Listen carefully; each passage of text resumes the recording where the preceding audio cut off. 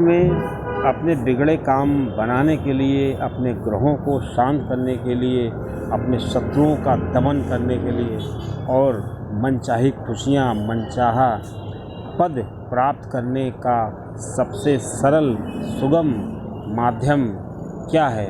दोस्तों, ये जानकारी ऐसी चाहत सभी को होती है कि ऐसा कौन सा तरीका है जो कलयुग में हमको सारे मनचाहे फल दिला सके। दोस्तों, इसी पर आधारित ये वीडियो है। अगर आपको जानकारी अच्छी लगे तो चैनल सब्सक्राइब करिएगा। मेजर टिप्स सिग्नम चैनल में आपका स्वागत है।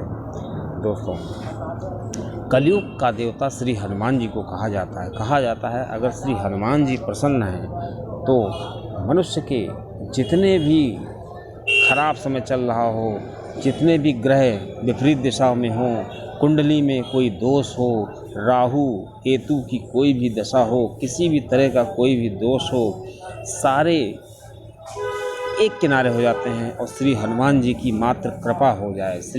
अब सवाल ये उठता है कि श्री हनुमान जी के साथ, हनुमान जी का साथ, हनुमान जी की कृपा कैसे हो?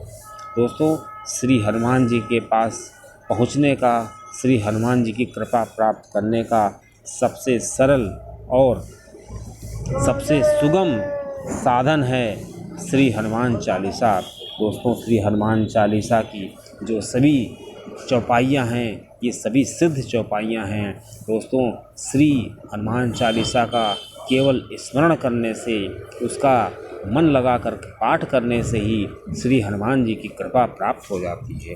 दोस्तों, अगर कलयुग में कोई श्री हनुमान चालीसा का पाठ प्रत्येक दिन करता है, नित्य करता है और मन लगा के करता है, दोस्तों, उस व्यक्ति को श्री हनुमान जी की कृपा मिलने लगती है और वो व्यक्ति जो होता है अपने आप को कुछ असाधारण महसूस करने लगता है। दोस्तों, आपको कैसे पता चलेगा कि हमको हनुमान जी की कृपा प्राप्त हो रही है?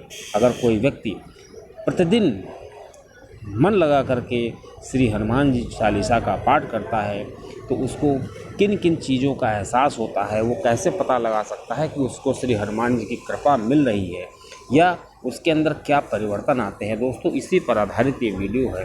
दोस्तों, मनुष्य को कुछ एहसास होने लगते हैं जो श्री हनुमान चालीसा का पाठ करते हैं। दोस्तों, पहला एहसास श्री हनुमान चालीसा का पाठ करने वाले को ये होता है कि उस व्यक्ति को लगता है कि श्री हनुमान जी या कोई शक्ति उसके आसपास है और उसके ऐसे ऐसे काम बनने लगते हैं, ऐसे ऐसे लोगों से संपर्क अपने आप स्वतः ही होने लगते हैं कि व्यक्ति जो होता है बहुत ही आश्चर्य में पड़ सकता है और वो सोच भी नहीं सकता है कि मेरे इतने काम कैसे बनते चले जा रहे हैं। दोस्तों, तो सबसे पहला जो एहसास होता है, सबसे पहली बात ये होती है कि व्यक्ति को अपने आसपास श्री हनुमान जी की उपस्थिति का एहसास होने लगता है। दोस्तों, जो दूसरी चीज़ है, दूसरा एहसास है जो श्री हनुमान चालीसा का व्यक्ति पाठ करता है और उसके अंदर जो परिवर्तन आता है वो इस प्रकार है कि वो व्यक्ति जो होता है, जो श्री हनुमान चालीसा का पाठ कर रहा है, उसके अंदर श्री हनुमान जी के गुण आने लगते हैं। मतलब उसका जो शरीर है वो बलिष्ठ होने लगता है और उसकी वाणी में एक दम होता है। उसको लगता है कि उसने जो एक बार कह दिया वो हो करके रहता है। ज़्यादातर मामलों में ऐसा होता है। ये तो डिपेंड करता है कि उसकी भक्ति किस प्रकार की है। दोस्तों, ऐसा कहा भी, आपने सुना भी होगा कि लोग कहते हैं कि अरे उसकी बात अगर उसने कुछ कह दिया तो हो करके रहेगा। दोस्तों, इस तरह के गुण उस व्यक्ति के अंदर आ जाते हैं और उसका सबसे बड़ी पहचान ये है कि उसका जो शरीर है वो स्वस्थ होने लगता है। किसी भी तरह का उसको रोग नहीं होता है, ना तो कभी सर्दी जुकाम बुखार तरह के रोग, सर्दी जुकाम बुखार तो उसको बिल्कुल छूते भी नहीं हैं। दोस्तों, ऐसा व्यक्ति जो होता है उसकी एक और पहचान है कि अगर वो किसी व्यक्ति जो काफ़ी समस्या में है, परेशानी में है, बीमार है, अगर कोई बच्चा है, अगर वो व्यक्ति उसके पास जाता है तो उस बीमार व्यक्ति को एक बहुत ही सुखद एहसास होता है। दोस्तों, ऐसा अगर प्रतीत हो तो समझ लीजिए आपके ऊपर श्री हनुमान जी की कृपा हो रही है। और दोस्तों, सबसे बड़ी बात ये होती है जो श्री हनुमान चालीसा का पाठ नृत्य करते हैं उनके अंदर क्या होता है, काम भावना बिल्कुल ही नष्ट हो जाती है और उनके अंदर दूसरों के प्रति दया आ जाती है और उस व्यक्ति का जो मन है बहुत ही कोमल हो जाता है और वो दुनियादारी से मतलब रखने के बजाय सिर्फ़ अपने काम से काम रखना पसंद करता है और सबसे बड़ी चीज़ है उसके अंदर दया भाव आ जाता है। जैसे ही वो किसी पीड़ित को देखता है तो उसके अंदर दया भाव आ जाता है, कोई परेशानी में होता है तो उसके अंदर दया आ जाती है। दोस्तों, ऐसे व्यक्ति की एक और पहचान है कि जब उस व्यक्ति को जो श्री हनुमान चालीसा का पाठ करता है और उस व्यक्ति को ये एहसास होने लगे कि हमको एक योग्य गुरु की तलाश थी और वो पूरी हो गई है और उसको संत के दर्शन हो जाएं।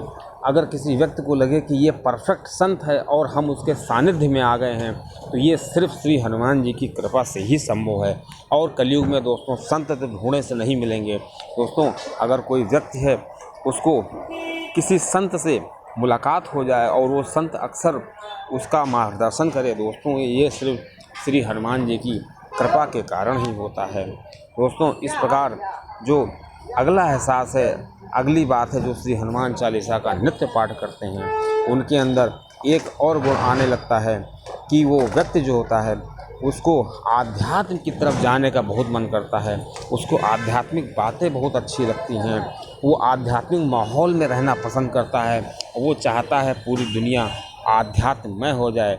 और दोस्तों, सबसे बड़ी चीज़ ये होती है कि जो श्री हनुमान चालीसा का पाठ करते हैं उनकी एक बहुत बड़ी पहचान ये है और ये आपने एहसास भी किया होगा कि उनका मनोबल बहुत ऊंचा होता है, वो कभी किसी से डरते नहीं हैं और सबसे बड़ी चीज़ है कि किसी भी तरह की समस्या आ जाए वो कभी भी अपने आप को अकेला नहीं महसूस करते हैं और बहुत ही हिम्मती होते हैं। वो व्यक्ति जो होता है वो कभी भी, पहली बात तो उसको कोई इस तरह की समस्या ही नहीं आती है और अगर कोई समस्या आती भी है तो उसके अंदर इतनी क्षमता होती है कि वो उस समस्या से अकेले ही निपटने के लिए तैयार होता है।